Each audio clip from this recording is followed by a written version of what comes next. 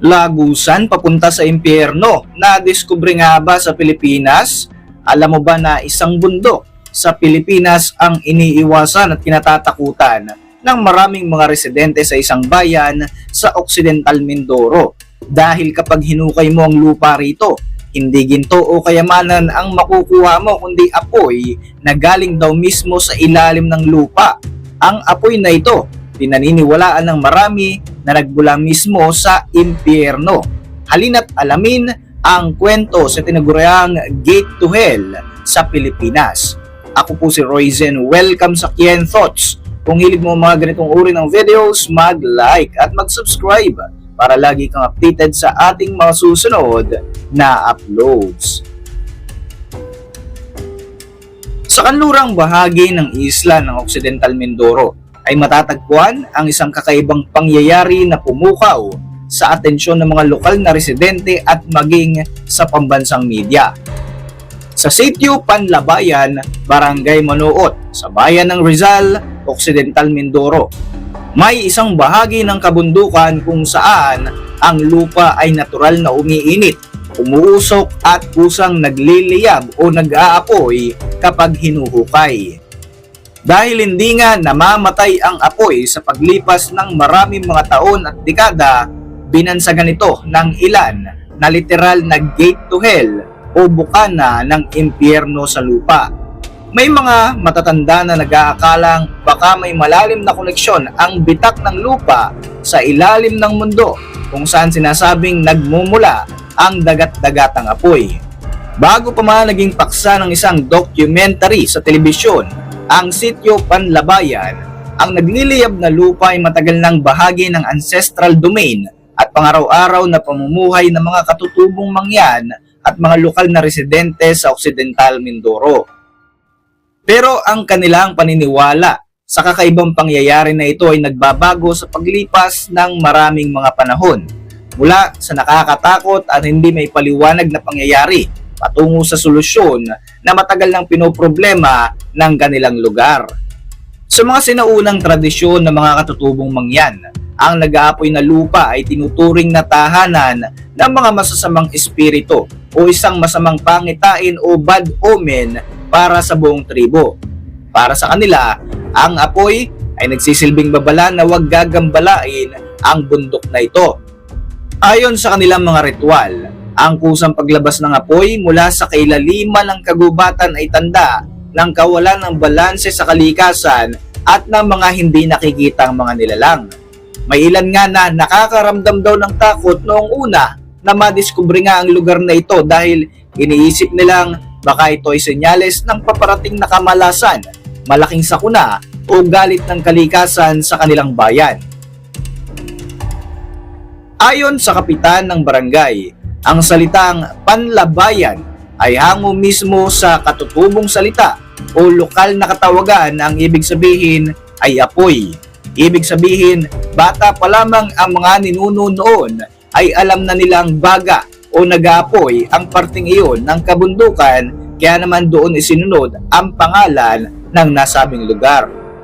Ang mga ganitong uri ng katutubong paniniwala ay naging bahagi ng kanilang kultura hanggang sa sumapit nga ang dekada 70.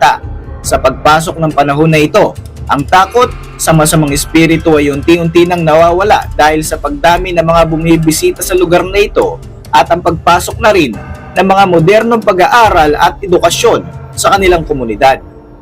Sa kasalukuyan, ang mga residenteng naninirahan malapit sa lugar na ito ay tuluyan ng nasanay sa presensya ng nag-aapoy na lupaing ito. Sa kabila ng mga naunang pangamba ng komunidad sa peligrong dulot ng apoy sa gitna ng kagubatan, ginagamit na ngayon ng ilang residente ang natural na init na ito para sa kanilang pang-araw-araw na mga pagluluto. Ang mahiwagang pag-apoy ng lupa sa Sitio Panlabayan ay may scientific explanation na nakabatay sa geology mismo ng Mindoro Basin.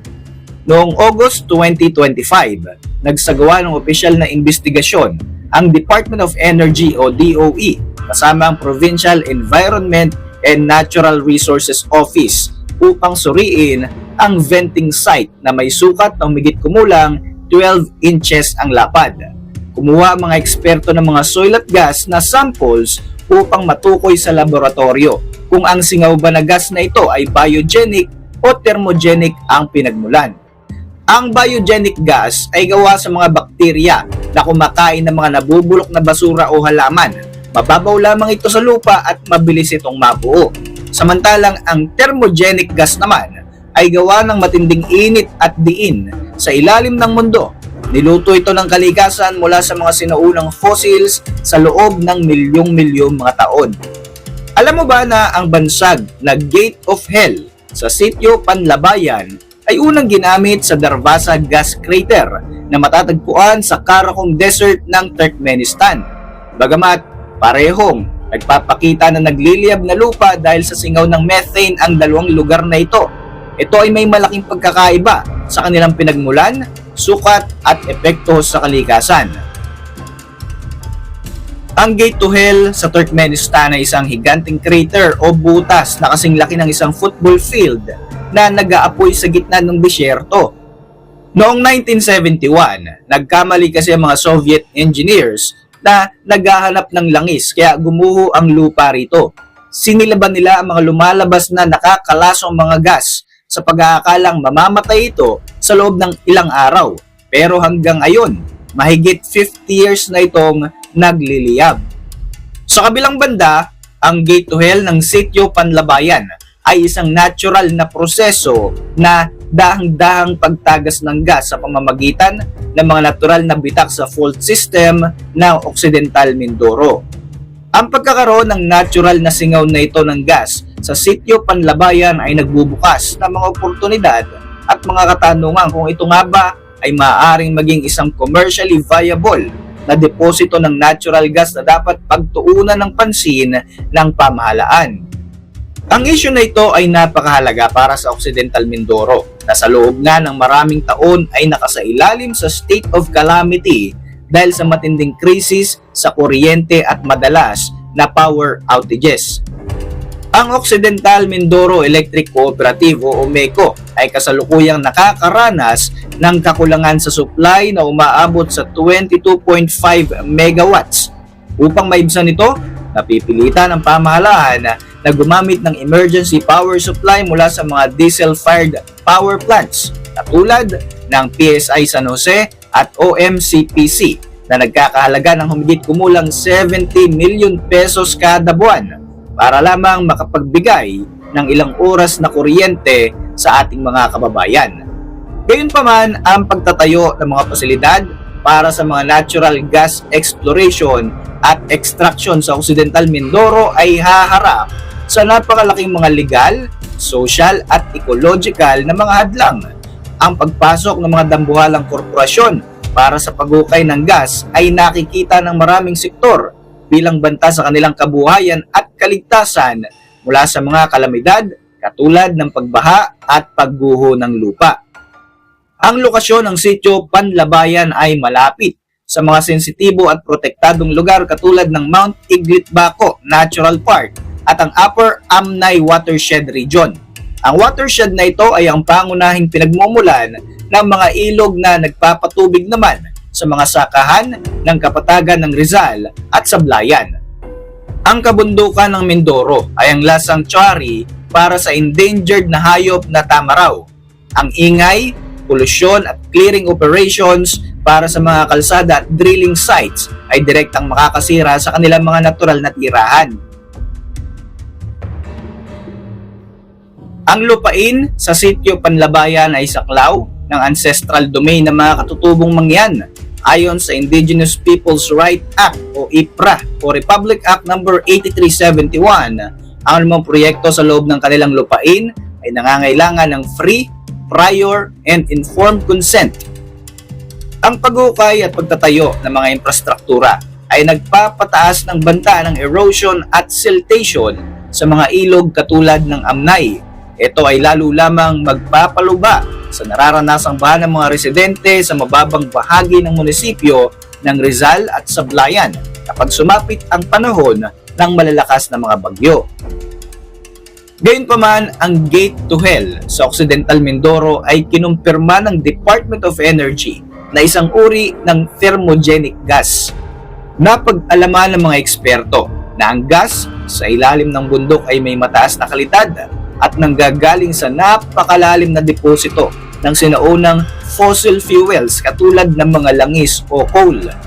Dahil dito, may malalaking kumpanya na rin ng enerhiya ang nagbabalak na magtayo ng natural gas power plant sa lalawigang ito upang masolusyonan ang problema sa kuryente sa Mindoro.